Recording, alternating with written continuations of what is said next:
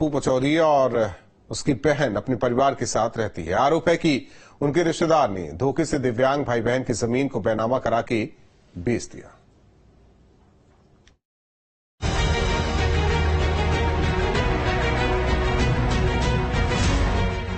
आगरा में दिव्यांग भाई बहन की दिव्यांगता का एक जानकार ने ऐसा फायदा उठाया कि उनके पैरों तले जमीन ही खिसक गई।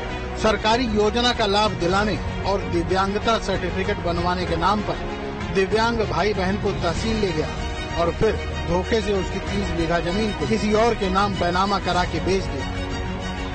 ये पूरा मामला ताराबाहा क्षेत्र से जुड़ा हुआ है और इस मामले में जब दिव्यांग भाई बहन को पता चला कि उसके परिचित ने राशन कार्ड बनवाने के नाम पर, दिव्यांगता का सर्टिफिकेट बनवाने के नाम पर, सरकारी योजनाओं का लाभ दिलाने के नाम पर उनसे कहा कि वो तहसील चले और वो उनका सर्टिफिकेट बनवा देंगे। और दोनों भाई बहन जब तहसील पहुंचते हैं तो धोखे से अपने नाम बैनामा करा के किसी और को वो जमीन उनका परिचित बेच देता है।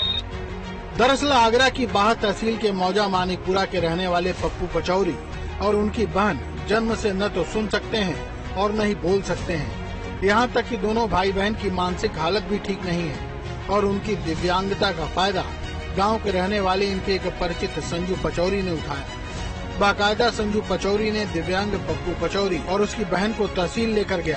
सरकारी योजनाओं का लाभ दिलाने के नाम पर उनकी जमीन का बैनामा करा दिया। एक गांव के व्यक्ति संजू पचौरी, पिताजी का नाम रामनिवास पचौरी, उनने 29.5 बीघा जमीन राशन कार्ड बनवाने के बहाने इन्हें बाहर तहसील ले गए थे।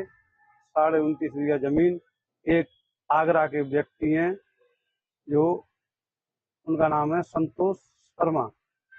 वैसे उनका गांव है फतेहाबाद के पास गोविंदपुरा, वहाँ के रहने वाले हैं, आगरा रहते हैं वो। उनके नाम सारी जमीन बैनामा करवा दी। उनसे बोला था कि चलो तुम्हारा राशन कार्ड बनवाएंगे, राशन मिला करेगा आपको फ्री में।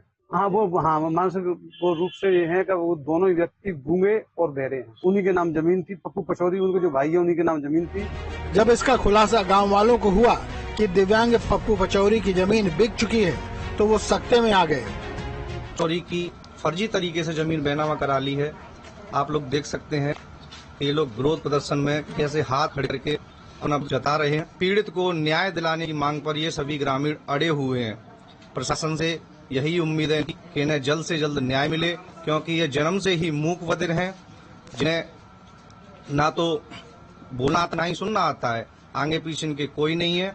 आगे देखते हैं पीड़ित को कितना न्याय मिलता है।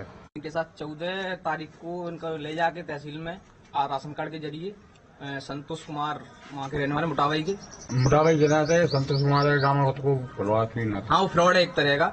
हमारे गाँव को संजय कुमार पचौरी साथ में ले गए थे। उनके साथ उनकी वाइफ और थी। इनको ले जाके फोर्जरी से बैनामा करवा लिया इनका। किसका बैनामा कराया है? पप्पू पचौरी। पप्पू पचौरी का। कितनी जमीन थी? 30 बीघा जमीन। 30 बीघा जमीन थी। तो इसकी शिकायत पुलिस वालों से की थी? हाँ, करवा दी है।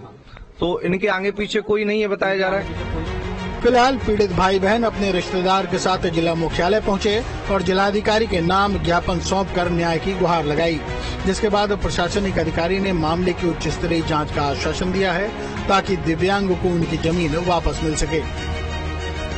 कहा जा सकता है कि किसी की दिव्यांगता का फायदा किसी परिचित ने जब उठाया तो जाहिर सी बात है इस तरीके के केस आपसी विश्वास और आपसी रिश्तों को खत्म करते नजर आते हैं।